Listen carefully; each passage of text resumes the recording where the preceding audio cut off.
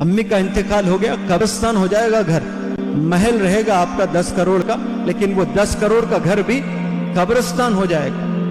اس کی جو خوبصورتی ہے نا، گھر کی جو رونق ہے، وہ پوری رونق چلے جائے گی۔ جب ہے کوئی قدر ہی نہیں ہے، فری میں ملے ہے نا، جب چلے جائیں گے تب پتہ چلے گا۔ عید آئے گی پتہ چلے گا۔ امی ہوتی تو شیر خورما بناتی تھی، سوئیاں بناتی تھی، صبح صبح جو ہے روٹی بناتی تھی۔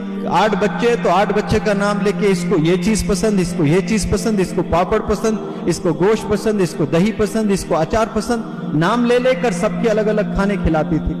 یہ کب پتہ چلے گا؟ جب جانے کے بعد۔ اور جو لوگ حیات میں رسپیکٹ کرتے ہیں وہی لوگ کامیاب بھی ہوتے ہیں، اور اللہ کی جو ہے بڑی نظر ہوتی ہے ان پر۔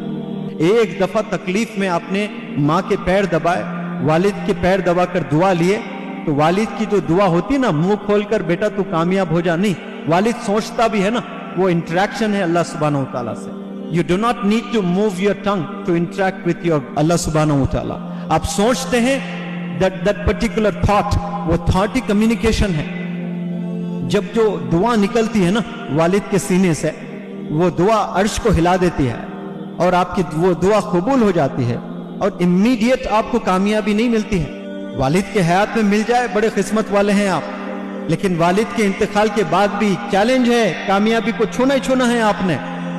ایک دفعہ کوئی ماں کی دعا لے لیا ہے، والد کی دعا لے لیا ہے، اس نے کامیابی کو چھونا ہی چھونا ہے، یہ میں پورے گارنٹی سے کہہ سکتا ہوں انشاءاللہ، کیونکہ اللہ نے وہ مرتبہ رکھا ہے والدین کا۔ قرآن میں والدین کا ذکر ہے، اور ہم لوگ والدین کے ساتھ میں کیا برتاؤ کرتے ہیں۔